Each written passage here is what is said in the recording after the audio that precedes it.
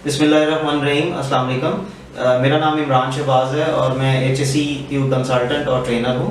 और आज का जो हमारा टॉपिक है जिस पे हम डिस्कशन कर रहे होंगे और कैंडिडेट्स के लिए गाइडेंस तैयार कर रहे होंगे वो है exam guidance, NEBOSH examination guidance and tips, कि किस तरह से एग्ज़ाम को अटेम्प्ट करना है और अटेम्प्ट करते हुए एग्जामिनेशन को सर्टिफिकेट लेवल पे क्या चीज़ें आपने मद्देनज़र रखनी है, जिसकी बेसिस के ऊपर जो है वो आप एग्जामिनेशन को अच्छी तरह से अटेम्प्ट कर लें और अपने सारे क्वेश्चंस को आंसर कर लें, जिससे आपको पास करने में एग्जामिनेशन जो है वो मदद मिल सके। This is what our session for today.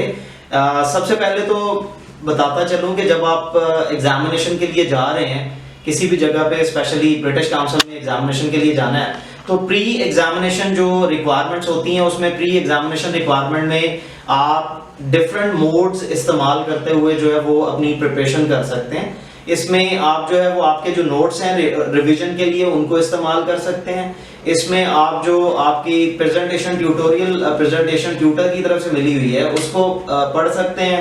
इसमें आपके जो पास्ट एग्जामिनेशन पेपर्स हैं उनको आप प्रैक्टिस कर सकते हैं, उनको हल करने की कोशिश कर सकते हैं। पास्ट एग्जामिनर रिपोर्ट्स जो हैं वो आप उनको हल करने की कोशिश कर सकते हैं।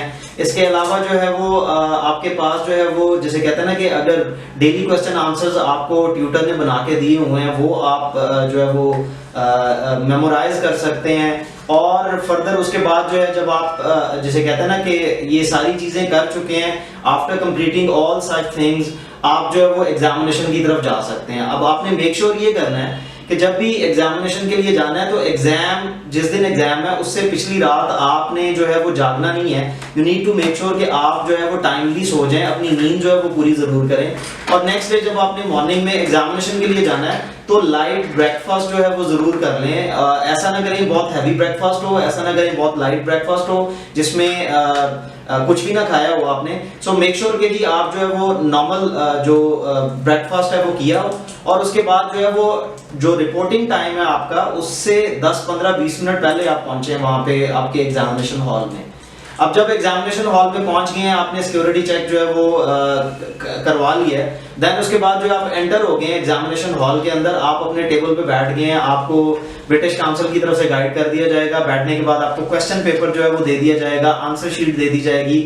Then your examination starts. और उस टाइम के ऊपर आपने सबसे पहला जो काम करना है वो ये करना है कि जी आपने एग्जामिनेशन पेपर जो है, ये क्वेश्चन पेपर जो है उसको मिनिमम 5 मिनट मैक्सिमम 10 मिनट आपने जो है वो थॉरली पढ़ना है।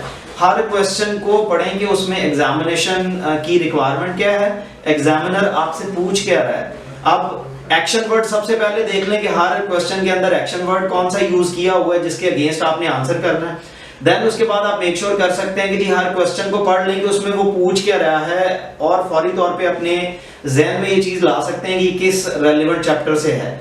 अब उसके बाद जो है जब आपने पढ़ लिया तो जो सबसे अच्छा क्वेश्चन आप आंसर कर सकते हैं, इवन तो वो 11वां भी हो, इवन तो वो 10वां भी हो, इवन तो 8वां हो, आप उसको आंसर करने की कोशिश करें। और इसी तरह सबसे जो बुरा आंसर कर सकते हैं किसी क्वेश्चन को आप वो सबसे आखिर में रखें, ताकि जब तक आप बाकी क्वेश्चन कर चुके होंगे, उनके आंसर सही तरह दे चुके होंगे तो आप कॉन्फिडेंट होंगे उस केस के अंदर आप eight the end of the examination उस पर्टिकुलर क्वेश्चन को हल कर सकते हैं जिसमें आपको बहुत अच्छा आंसर नहीं आता। That is what you need to do.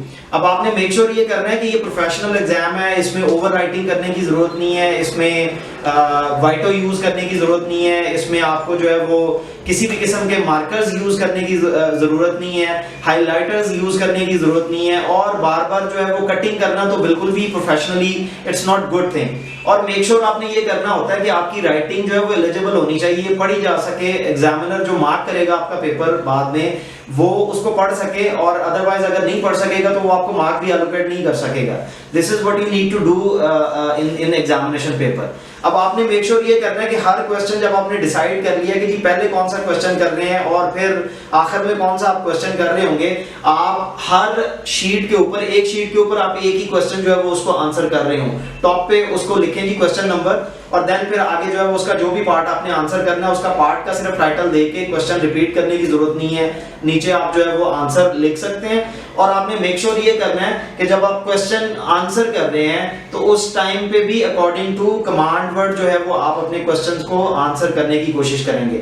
अब हर क्वेश्चन को आपने उसके टाइम जो मार्क्स एलोकेटेड है उसके मुताबिक टाइम जो है वो आपने देना है। फॉर एग्जाम्पल अगर आपका एक क्वेश्चन जो है वो 8 मार्क्स का है और आइडेंटिफाई आउटलाइन स्टाइल है और 8 मार्क्स है, तो ट्राई टू मेक श्योर कि जी आप 8 मिनट ही सिर्फ उस पर स्पेंड कर रहे हो, 8 मिनट से ज्यादा आप उस पर जो है वो टाइम ना दे रहे हो। ज्यादा से ज्यादा 9 मिनट दे सकते हैं, उसके बाद आप अपने अगले क्वेश्चन की तरफ चले जाएं और मेक श्योर करें कि हर क्वेश्चन को कंप्लीट करने की कोशिश करें। अब अगर आप टाइम मैनेजमेंट कर लेंगे तो at the end of the examination आपके पास still there will be a time around 20-30 minutes जो रिव्यू के लिए आपके पास होंगे, जिसमें आप रिव्यू करके अगर कोई चीज मिस हो गई है या दोबारा करना चाह रहे हैं तो वो आप कर सकेंगे। This is you need to do in examination and I am very hopeful कि एग्जामिनेशन टिप्स और हिंट्स की बेसिस के ऊपर आप अपने नीबॉश सर्टिफिकेट लेवल एग्जामिनेशन को अच्छी तरह से अटेम्प्ट कर सकेंगे, पास आउट कर सकेंगे। So thank you so much guys, thank you for watching this video.